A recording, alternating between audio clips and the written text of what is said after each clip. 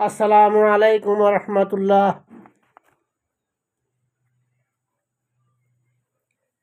সুপ্রিয় দর্শক সুরামণ্ডলী ভাই বোনেরা,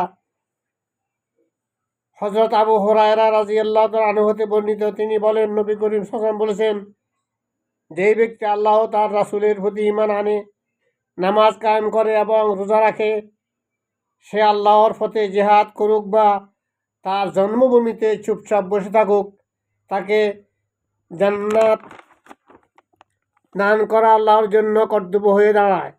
লোকেরা বলল, হে আল্লাহর রাসূল, আমরা কি এই সুসংবাদ অন্য লোকদেরকে জানাবো না?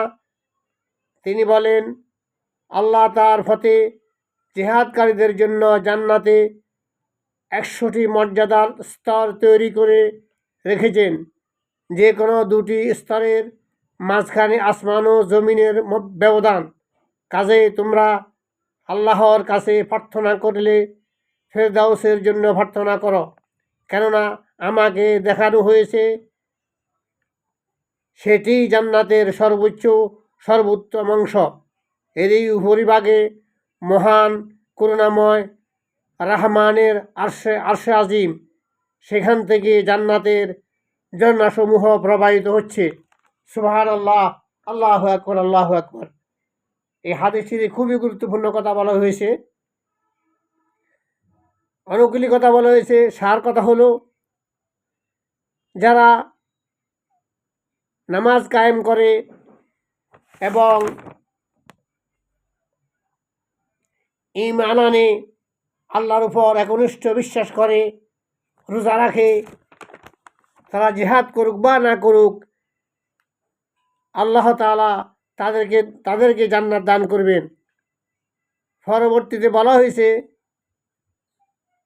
আল্লাহ রাসূল বলেছেন, জিহাদকারীদের জন্য জান্নাতে 100টি মর্যাদা স্তর তৈরি করে রেখেছেন। যে কোনো দুটি স্তরের মাঝখানে আসমান ও জমিনের ব্যবধান। একটি স্তরের 100টির মধ্যে একটি স্তরের ফাঁকা হলো আসমান থেকে জমিন পর্যন্ত যতটুকু ফাঁকা, একটি স্তর থেকে আরেকটি স্তরে যাতে এতটুকু ফাঁকা। সুবহানাল্লাহ, কত বিশাল!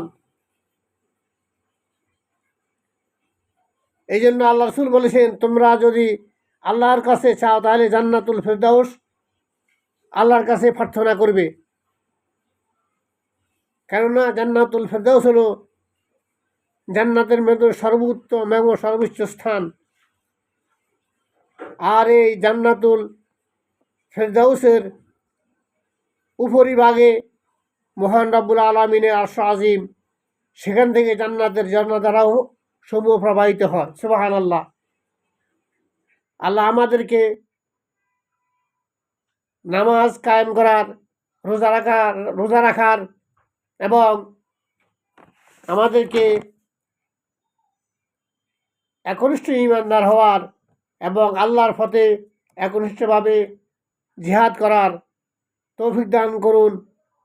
আল্লাহ তাআলা আমাদেরকে যেন জান্নাতুল ফেরদাউসের জন্য কবুল করেন, সে অনুযায়ী আমরা যেন কাজ করতে পারি। আল্লাহ আমাদেরকে সেই তৌফিক দান করুন। আমিন। ওমা তৌফিক ইল্লা বিল্লাহ। আসসালামু আলাইকুম ওয়া রাহমাতুল্লাহ।